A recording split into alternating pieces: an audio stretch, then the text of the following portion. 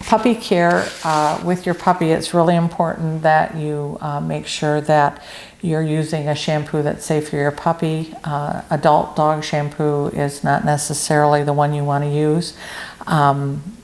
You want one that's tear-free, just like babies. Their eyes are pretty sensitive. If your puppy gets into something that's super stinky, Dawn dish soap works really well, and it is safe for them as well. It also takes care of getting rid of fleas. It's non-toxic for your pup, and we recommend that you use that. When your puppy goes home, it's very normal for them to be a little anxious. They've never been away from their litter mates. They may have some loose stools, and those loose stools can progress sometimes to be outright diarrhea. And it can have mucus and sometimes a little bit of pink tinge blood to it. But that's just showing you how caustic that diarrhea really is and how irritated their tummies are. A little bit of pink tinged mucus in your puppy's stool isn't anything to be alarmed about. Outright frank red blood is. If your puppy is pooping blood, you'll know it. It smells horrible. It looks horrible. They're getting lethargic. They get dehydrated. They're vomiting. They're not eating. That's an emergency. You guys need to take that puppy to the vet right now. Not tomorrow morning and not in the afternoon, right now, because if it's parvo, they need to be treated immediately. And puppies become very dehydrated very, very quickly, and they're fragile. So please make sure that you have an emergency vet picked out of where you want to take your puppy. Not all emergency vets are the same, and you want to make sure that it's somebody that you trust.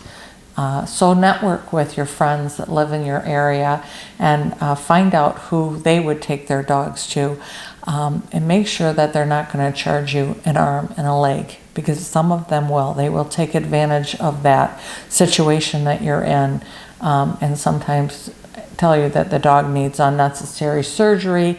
It's never a bad thing to get a second opinion. Get that little puppy stabilized for sure, but if you're not 100% sure that that dog needs surgery and they're saying, oh, your puppy needs emergency surgery right now, find another one to ask. Get a second opinion. That's fine. They should be able to stabilize that puppy well enough for that.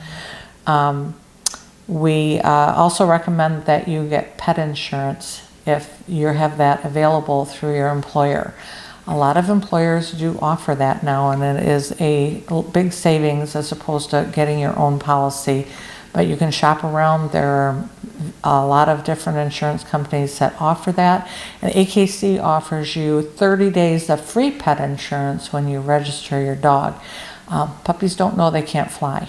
They do things like jump off the couch, they jump off the landing on the stairs, and they hurt themselves. They break legs, they dislocate elbows, they dislocate hips, and those also can be very expensive to have fixed. So pet insurance is a big plus. It's a whole lot easier to go to a vet with pet insurance and have reasonable care provided than it is sometimes in these emergency vets offices that will take advantage of you if you have what's called pet care credit. Pet care credit is kind of a racket in my opinion.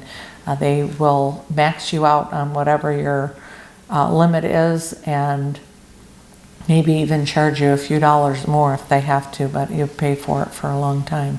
So please make sure you're doing that. Now back to the diarrhea. If your puppy has any loose stools, canned pumpkin is your friend. Have a can of canned pumpkin in your home when you get your puppy. That way you can continue to use that for the first couple of days that they're home. A tablespoon of canned pumpkin mixed in with their food in the morning and again at night will help keep your puppy's stools nice and firm. We will have been providing that to them for the couple of days before they go home to make sure that things are calm and easy for you to handle as much as we can. If it becomes diarrhea that lasts for more than a day or two, or it's just not going away, of course you need to make sure that you have the stool checked and have them seen by the vet. But sometimes you just need to put them on a bland diet. So you boil long grain white rice and chicken or ground beef. You shred the chicken really well after it's cooked, mix it all up, add that little bit of pumpkin to it, and give that to them for a couple of days until those stools have firmed back up again. And then reintroduce the kibble a little bit at a time. If reintroducing the kibble causes the diarrhea to come back, go back to the bland diet, stay on that for 7 to 10 days. And again, make sure that you're seeing the veterinarian and having the dog treated for whatever's causing the diarrhea. We are not veterinarians. I don't pretend to know everything. I'm just giving you some tips on how you can handle some of the things that come along. And it is all in writing here for you as well. Okay, xylitol is so poisonous for your pup. For any dog it is, but puppies in particular in very small amounts, it's a scary thing.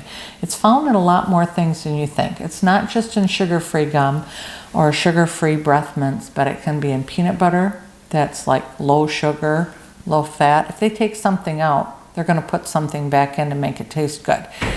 So please read the labels. Yogurt. If you're feeding your puppy yogurt, make it plain yogurt. Or Greek-style yogurt or something like that. Again, read the label. Make sure it doesn't have any xylitol in it. Even pizza crust. My late father-in-law would feed our dogs pizza crust all the time, and I'd be like, don't feed them pizza crust, and he would do it anyway. And then finally I had to show him that some pizza crusts have xylitol in it. And you may not know that, but it's just one of those things that I've found out the hard way with a friend of mine who had a dog who got sick from having xylitol found that in pizza crust. It was a frozen pizza from the store. And you just don't know.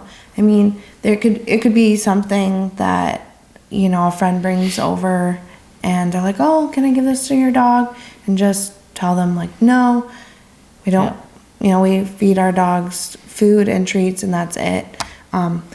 We try to feed our dogs just food and treats, but you never know. Kids drop things, so we try to just keep it out of our house. Or, you know, if it's in the car, it's in the glove box. And we tell people that a lot of times they come pick their puppy up and they have no idea that this is in their gum. They're like, oh my gosh, I have that in my center console. I better, you know, go put that up. Because you never know. Puppies are quick. Yes. Surprisingly, they will grab something and they will eat it so fast. Oh yeah, inhale. Yeah. And one of the things that we recommend to our clients is to keep a bottle of hydrogen peroxide on hand. You may not realize how important this is, but this will save you a lot of money. One of our dogs, her name is Ember, she has her own personal bottle because she likes to eat anything and everything that is on the floor. Sock, a hair tie, a scrunchie, somebody's underwear. She thinks, oh, it's on the floor. I'm going to get it and I'm going to inhale it. So as soon as she gets that, we're like, okay, it's time to go get her bottle and the syringe. And we take up just a little bit in the syringe. We tell everybody 1 teaspoon per 10 pounds of dog.